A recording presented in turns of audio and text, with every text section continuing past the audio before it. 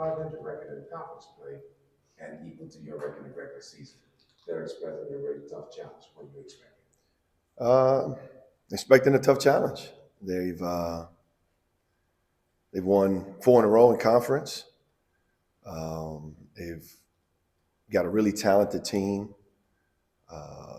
3 of the best guards in the league, and they're going to be well prepared. They got a great coach and Coach Musselman, and we know that games in conference right now at this point of the season in February, they're all hard.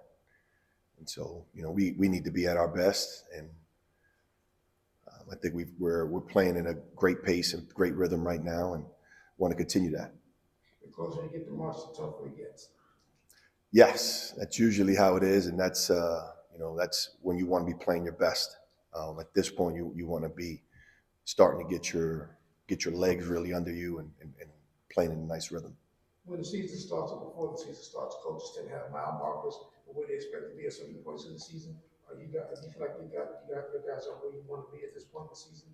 I think we're heading the way we want to be playing. I think it's evident in terms of how we're defending, how quickly we're playing, changing ends, and trying to take advantage of our opportunities when they present themselves. Ricky Council, for them, he's second in the SEC scoring. Just what challenges does he present? It's a tough matchup. Like I said, those 3 guards are, they're playing 30-plus minutes a game, and they all bring their own talents and abilities to the table. Ricky Council is certainly one of those guys that on any given night can go off at 30. We have a great challenge in terms of trying to contain him, and Devontae Davis has been playing ridiculously in those last 4 games, as well as Anthony Black. With Anthony Black, what makes him such a unique matchup, I guess? 6'7" point guard, 200-pound guard that can really pass the ball, has a great feel for the game, and they put him in position so he can have success. With Casey Wallace, how have you seen him maybe evolve from a leadership standpoint from back in the fall to right now, especially from a verbal kind of vocal aspect? He's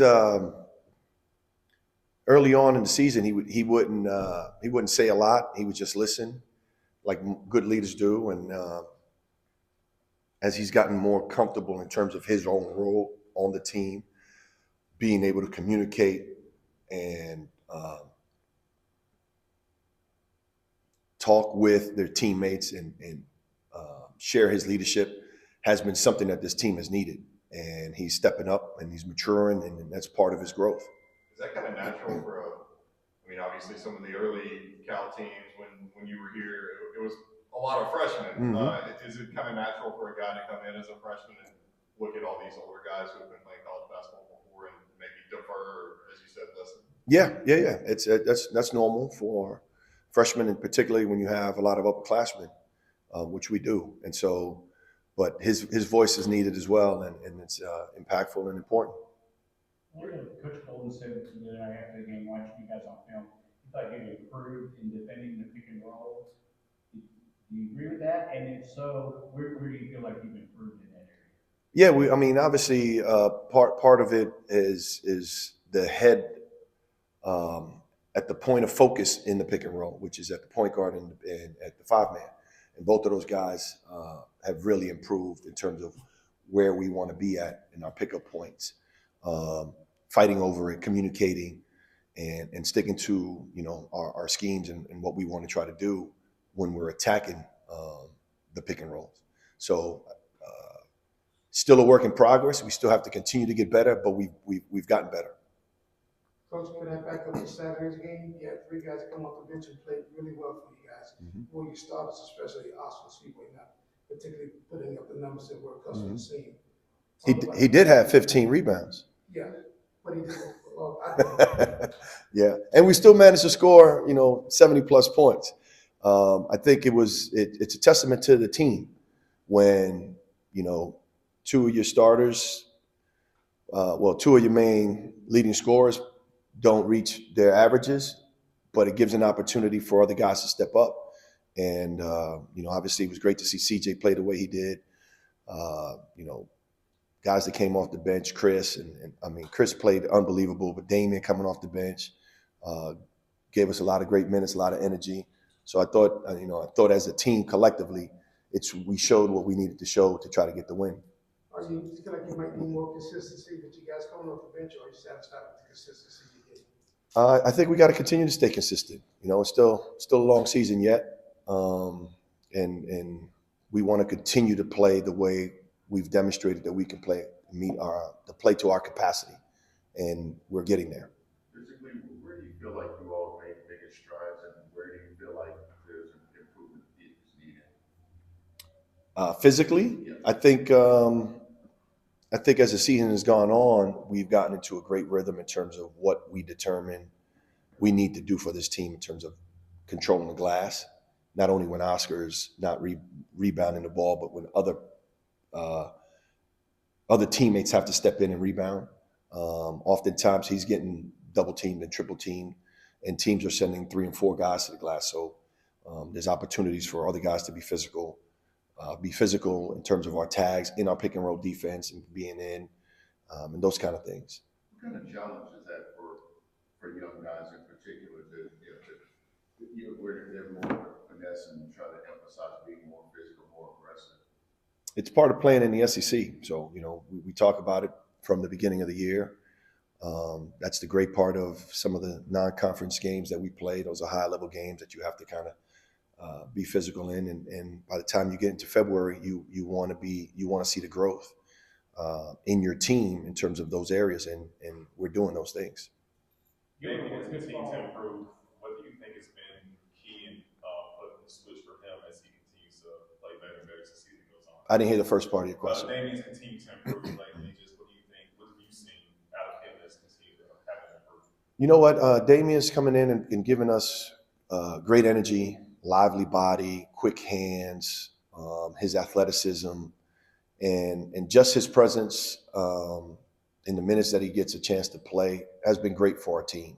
Obviously, understanding everything that he's been through this year. So I think that's been really uplifting for Damian, and it's been for our team as well. You ever put all back sets and go into the SEC basketball? How you feel? Do you feel that CJ is kind of settling into assistant role? Yeah, CJ's great. I mean, everybody's expectation of CJ, and CJ's expectation is obviously to be this knockdown shooter. But what CJ brings to our team is so much more than just being a shooter. The way he moves the ball, his defensive IQ, his passing ability, all those things as a basketball player. He's a really, really good basketball player. And when he's making shots, he makes him that much more dangerous. And obviously, we all want him to be making shots. And CJ's dealt with his injuries and getting his rhythm and all those kind of things. And it was good to see him shoot the ball and make some shots this last game. But he's such more valuable than just making shots for us. Orlando, I see you were in a Monday sweatshirt.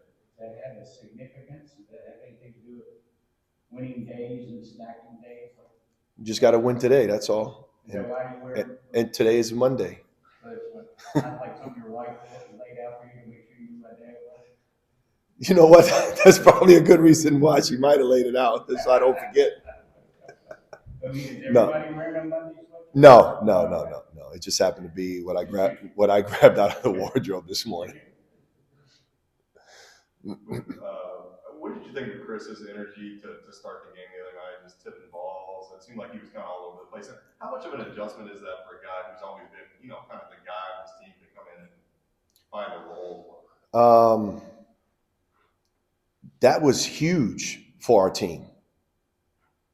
He kept a lot of those 50-50 balls that wind up going our way. He was in the middle of. He was involved with. He was the first to the floor. And that just sets a tone, and particularly in the first minutes of the game. It just sets a tone in terms of how we want to play. And some of that stuff doesn't get into the stat sheet, but when we sit and we watch the film, we understand how valuable that is to our team. And it has to continue. And he can't be the only one that is doing that. But that becomes contagious because now he's diving. Now Jacob is diving. Now Severe is diving. Now Kaysen is diving. Now we got to get Oscar to dive. with Jacob, he's gotten 3 double-doubles in the last 6 games. Just, was there any added, importance of him grabbing more boards, helping out Oscar and that? Yeah, absolutely. Jacob is he's such a good player, and he's got so many levels to his game that we need all levels of his game to be on point. He's playing a lot of minutes, so he's got to mix it up. He's got to continue to rebound. He's got to continue to produce and attack the basket.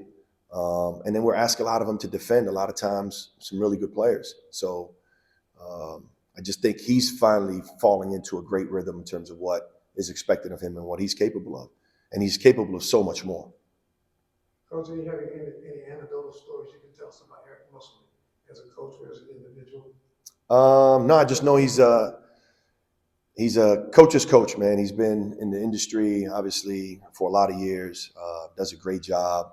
Got a lot of respect for him. We both had the chance to coach in the FIBA tournaments in the past, and just got a lot of respect and a lot of admiration for him and the staff.